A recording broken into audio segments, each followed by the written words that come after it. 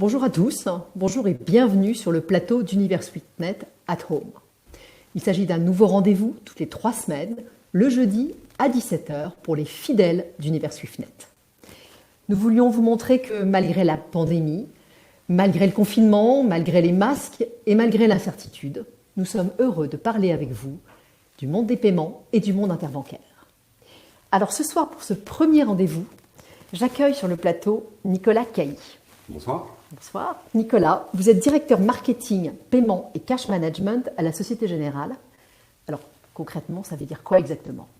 Alors, je vais essayer de le dire dans quelques mots simples. Peut-être pour resituer, mon univers de banque, c'est ce qu'on appelle le Global Transaction Banking. C'est quoi cet univers de banque? C'est là où notre raison d'être, j'allais dire, c'est sécuriser, optimiser les transactions, la trésorerie et d'optimiser le besoin en fonds de roulement de nos entreprises clientes. Voilà. Moi, dans ce contexte, je suis responsable de l'offre, c'est-à-dire que ma responsabilité, c'est faire évoluer l'offre de service pour coller le plus possible aux besoins de nos clients, leur apporter le plus de valeur. Et ça veut dire quoi? Ça veut dire anticiper les tendances de fond, développer les nouveaux services dont nos clients auront besoin demain pour leur paiement, pour leur trésorerie mondialement sur nos différents marchés. Alors, vous avez rejoint le groupe Société Générale il y a 10 ans maintenant. Comment est-ce que vous avez vu évoluer sur une décennie ce monde des paiements? Alors c'est une question large, je pense qu'on pourrait tenir la demi-heure sur la question. Je pense à 3 points assez spontanément. Le premier, c'est un point finalement de la manière dont je l'ai vécu à l'intérieur de la banque, avec un changement culturel assez profond de la compréhension au sein de la banque des paiements comme une activité absolument stratégique, absolument au cœur de la relation client. Et ça a fait évoluer beaucoup de choses dans la politique d'investissement de la banque pour maximiser la satisfaction client, la réponse aux besoins dans cette banque au quotidien de gestion des paiements.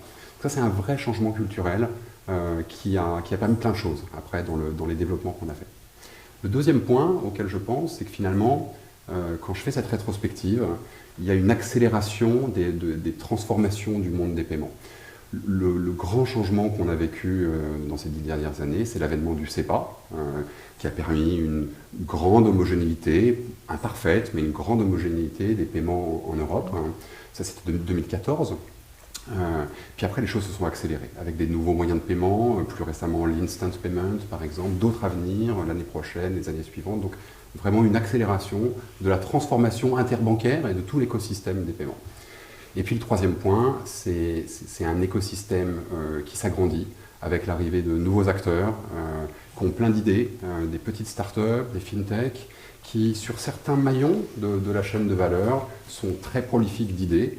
Et puis là, il y a 2 types d'acteurs, j'allais dire. Il y a des acteurs qui sont effectivement des petites entreprises, pleines de talents, pleines d'idées, mais qui n'ont pas de réseau de distribution, qui n'ont pas facilement d'accès aux clients. Et cela, aujourd'hui, avec les banques, ce sont des partenaires. On s'associe beaucoup pour créer des nouveaux services rapidement, les mettre en marché et apporter des solutions aux clients.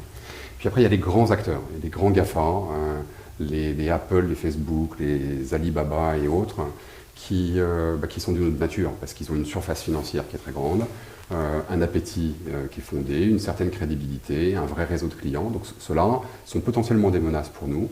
Mais finalement, tout ça, ça nous drive vers une volonté de bouger, d'être beaucoup plus agile qu'on pouvait l'être historiquement. Et ça crée une émulation qui est assez bénéfique finalement dans la création de valeur et les nouveaux services.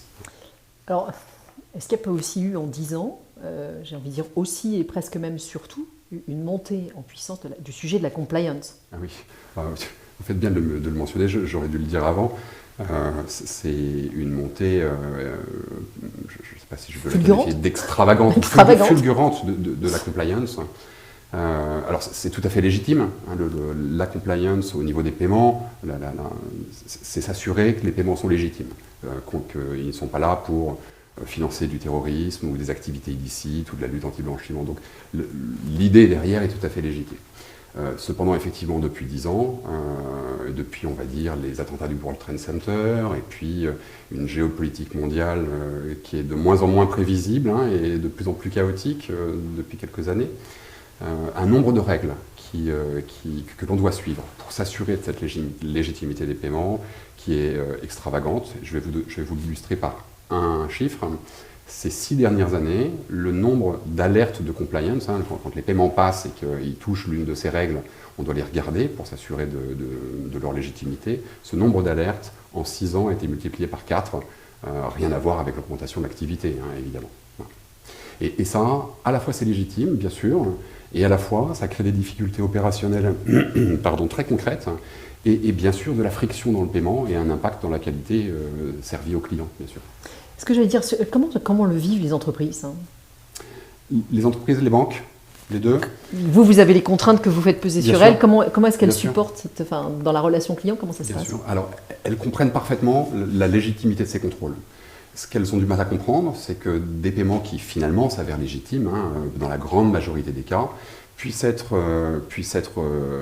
remontés comme nécessitant une analyse, et donc nécessitant d'être bloqués pendant quelques heures, peut-être une journée, le temps de s'assurer qu'ils sont légitimes. Et donc ça crée des perturbations pour les clients. Imaginez des paiements de salaire, par exemple. Ça veut dire que la personne est payée une journée plus tard, finalement. Donc évidemment, ça crée des difficultés, ça crée des frictions. Alors, heureusement, c'est un très petit pourcentage, mais ce qu'on essaie tous de faire, Société Générale comme les autres établissements bancaires, c'est de monter en qualité le maximum possible sur ces règles-là, mais elles ne sont pas toujours très claires, elles ne sont pas toujours très fines, et beaucoup soumises à l'interprétation. Donc quand on connaît les risques qu'il y a derrière, les risques financiers, notamment pour les établissements, l'unité c'est le milliard d'euros, on comprend aussi qu'on a besoin de faire très attention à ce qu'on fait. Ça vous coûte cher? Il y a un impact direct sur le PNL des banques? Oui, bien sûr. Quand je vous disais que le nombre d'alertes a été multiplié par 4, le nombre d'équipes derrière pour les traiter a été sans doute multiplié par 2 ou 3, le reste étant de l'optimisation, de l'automatisation. Donc il y a un coût qui est évident. Pour traiter des alertes qui bien souvent s'avèrent des alertes infondées, bien sûr, donc ce coût, il se répercute dans nos frais et bien sûr en partie dans le coût pour le client. Avec le Covid, on a traversé une crise sans précédent, d'un nouvel ordre. Alors, quel bilan faites-vous aujourd'hui, si on peut déjà faire un bilan? Comment est-ce que la première phase a été traversée? On va parler phase comme tout le monde. La première phase a été traversée, puis on verra. Ouais. Alors, oui, bilan, on n'y est pas, et je crains qu'on n'y soit pas avant quelques années. Peut-être, oui, crise, fracture, du jour au lendemain. Du jour au lendemain, l'économie est arrêtée. Du jour au lendemain, 100% des collaborateurs des établissements bancaires passent en télétravail. On avait beau avoir une certaine habitude du télétravail, entre 10% des personnes et 100% des personnes, il y a une différence majeure. Et là, immédiatement, la première priorité de toute la banque, c'est d'assurer les paiements et quelques autres activités vitales, notamment les activités de marché, bien sûr. Ça a été un enjeu très fort. Ça a été un enjeu très fort pour toutes les banques, pour tous les réseaux informatiques, pour la sécurité informatique aussi. On n'est pas habitué à avoir certaines applications accessibles en dehors des locaux de la banque. Mais force est de constater que ça a fonctionné. Cet univers de paiement a fonctionné. Et je veux saluer vraiment alors les établissements bancaires, mais au-delà de ça, les collaborateurs opérationnels, les collaborateurs techniciens, ceux que nos clients ne voient pas en général, et qui ont fait preuve d'un engagement assez incroyable pour y arriver. Donc ça a fonctionné, ça c'était la première période, les 2 premières semaines, en mode de crise, réellement de gestion de crise pour cette résilience.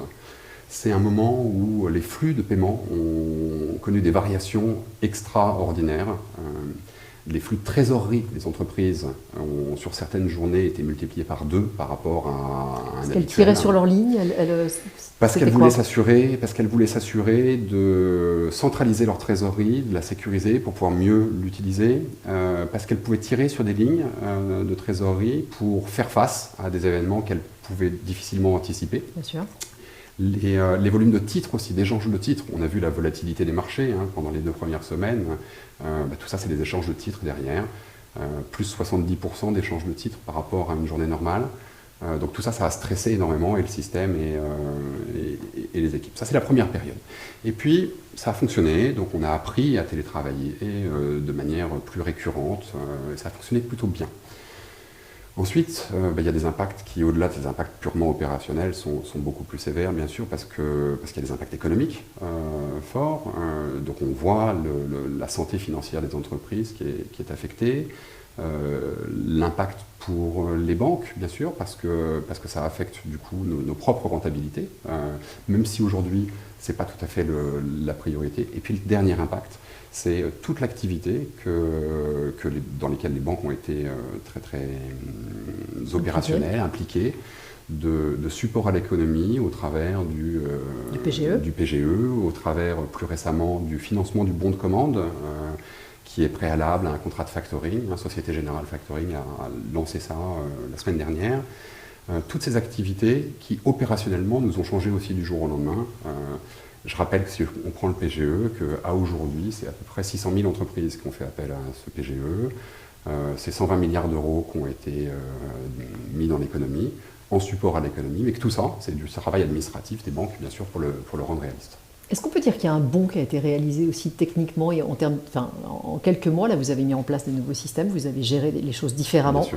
Ça a été dans la progression technologique des banques, je ne sais pas si on doit dire technologique, digitale, vous avez fait un bond en avant?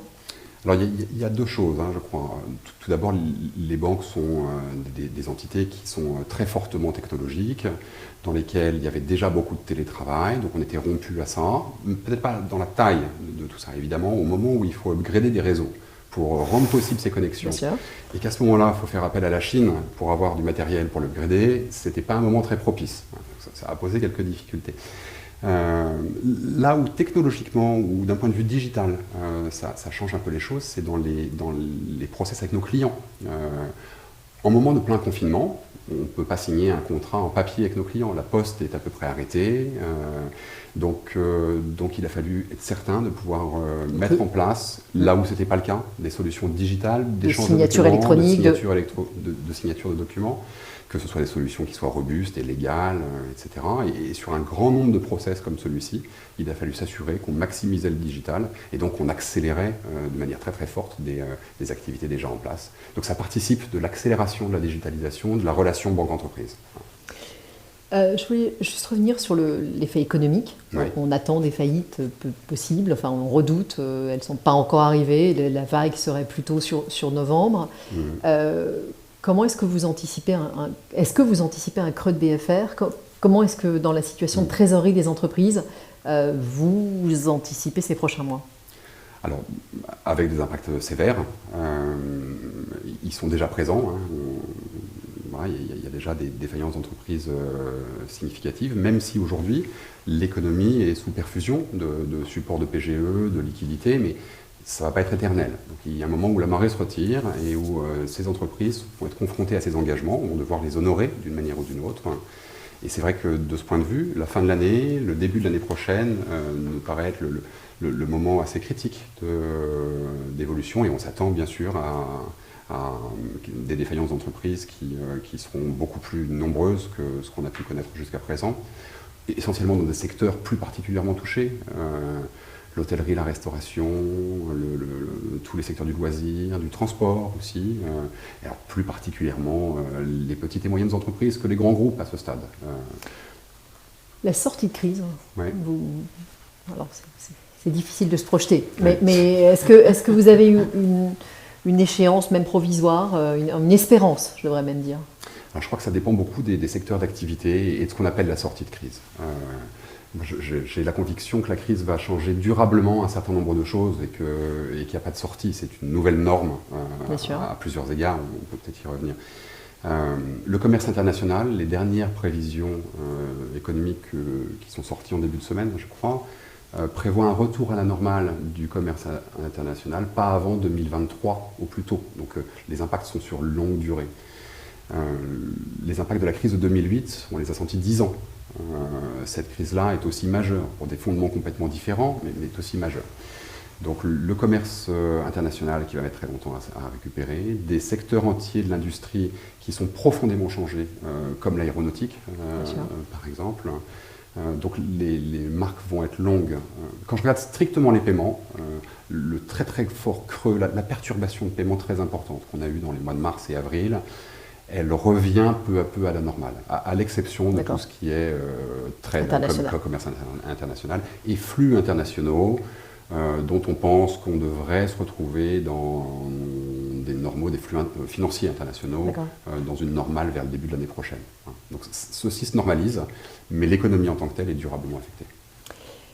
Alors on a parlé de votre digitalisation, mais dans les attentes des entreprises, Ouais. est-ce qu'elles ont changé? Et peut-être si on fait aujourd'hui un bilan toujours sur les paiements, qu'est-ce que les entreprises attendent de vous? Alors il y a deux questions. Ce qu'il y a de nouveau et ce qui reste vrai, je suis d'accord.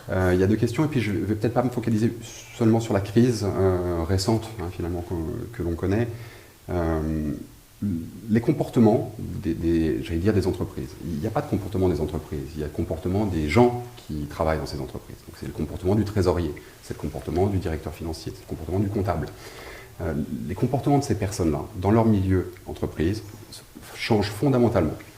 Parce que leurs attentes est de vivre la banque, de consommer la banque comme ils consomment Amazon, en un clic pour commander un costume ou un maillot de bain. Et c'est radicalement différent de ce que les banques, peut-être historiques, offraient jusqu'à il y a 10 ans. Bien sûr. Voilà.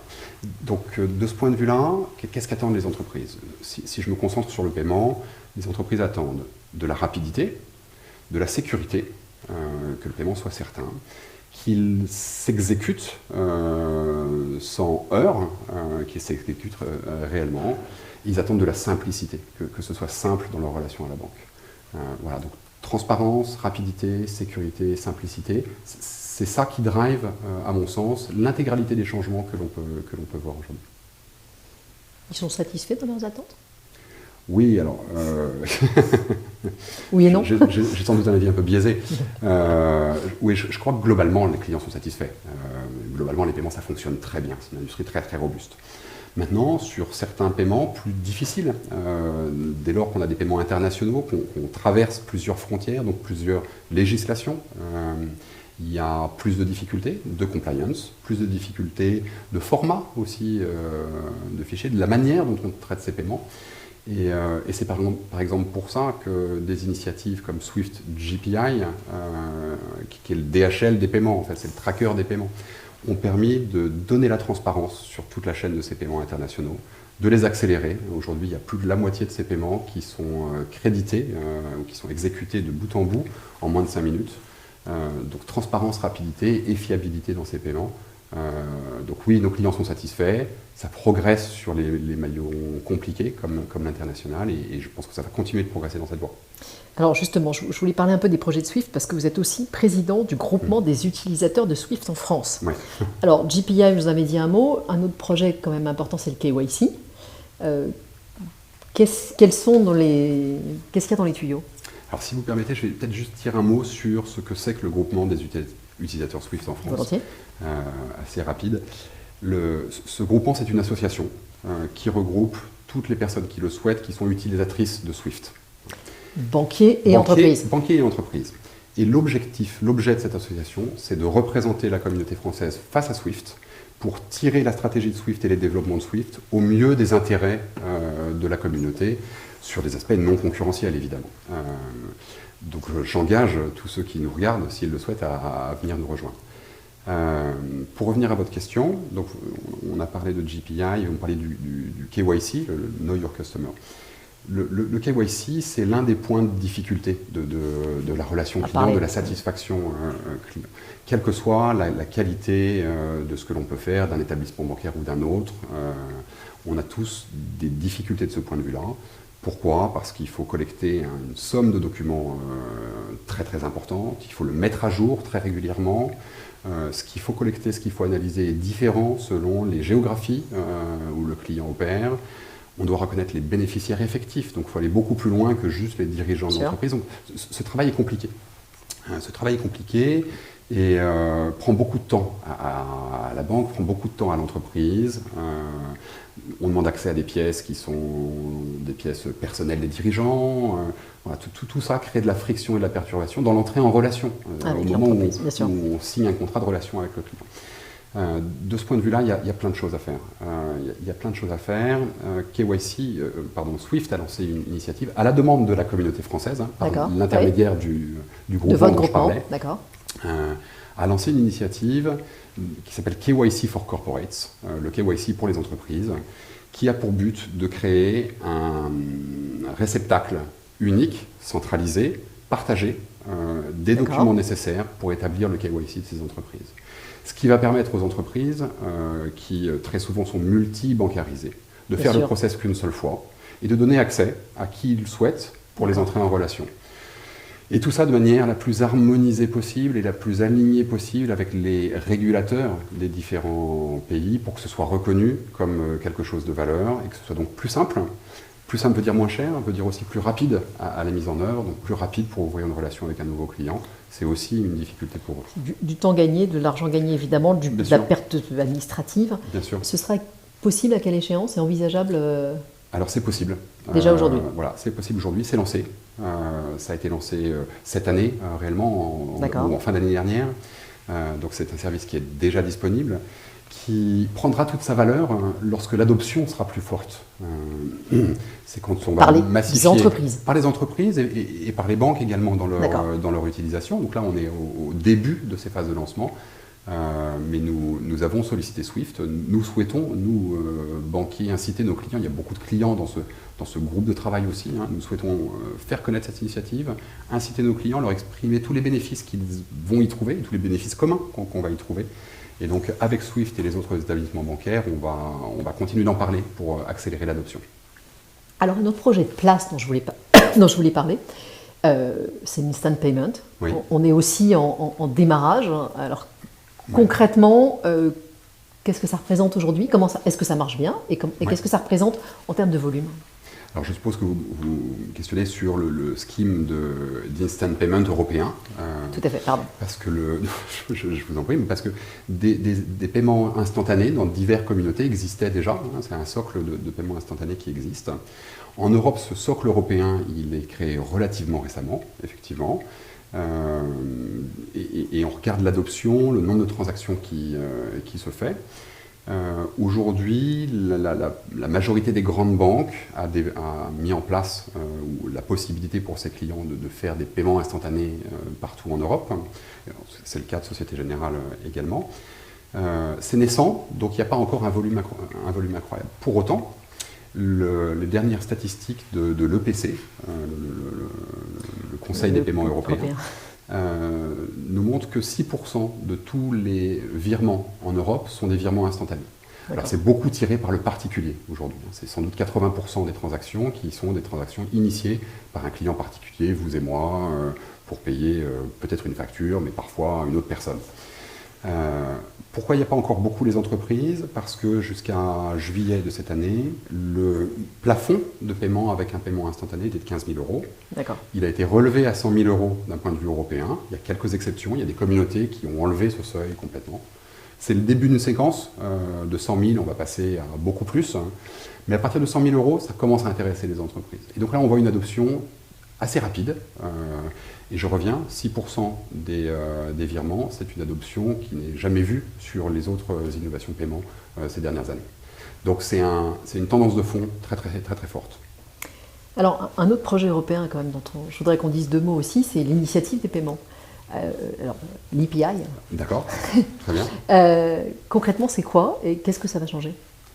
Alors, EPI, c'est effectivement une initiative qui est portée par 16 banques dans 5 pays, portée par des banques de 5 pays différents, dont la France, en lien et avec l'accord de la Commission européenne, de la Banque centrale européenne, dont l'objectif vise à créer un moyen de paiement pan-européen harmonisé qui se substituera à ce qu'est la carte bancaire aujourd'hui, mais dont l'offre de service sera plus large que ce qu'elle est aujourd'hui. C'est un moyen de paiement qui permettra de payer chez un commerçant au point de vente, comme le fait la carte bancaire, de payer sur du e-commerce, de faire du peer-to-peer, donc des paiements de personne à personne, et de gérer des wallets digitaux de paiement aussi. Tout cela en s'affranchissant de la dépendance que nous avons aujourd'hui avec de grands acteurs non européens, et pour être clair, Visa et Mastercard.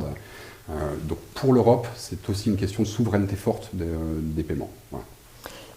Pour les entreprises, ça va avoir un effet, tel que vous le décrivez, ça intéresse les particuliers, mais quel sera l'impact sur les entreprises en termes de coûts, elles sont concernées ou pas directement? Oui, bien sûr, elles sont concernées. Une bonne partie des transactions cartes sont aussi des transactions avec les entreprises.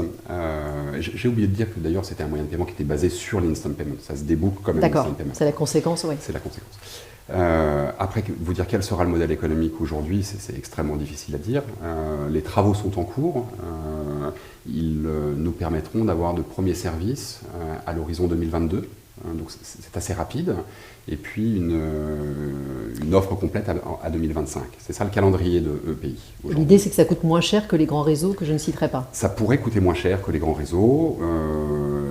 Je peux difficilement vous le confirmer parce qu'à nouveau, le modèle économique, il doit être construit. D'accord. Il doit être construit en prenant en compte les investissements très importants qu'il faut pour faire ça. Et bien sûr, ensuite, toute la gestion opérationnelle de ces paiements. Alors, je jette un coup d'œil, il y a eu très peu de questions de la salle. N'hésitez pas, vous avez encore quelques instants si vous voulez poser des questions. Moi, je voulais revenir aussi sur l'ISO 2022. Alors, est-ce que ça, c'est un projet important et qu'est-ce que ça va changer?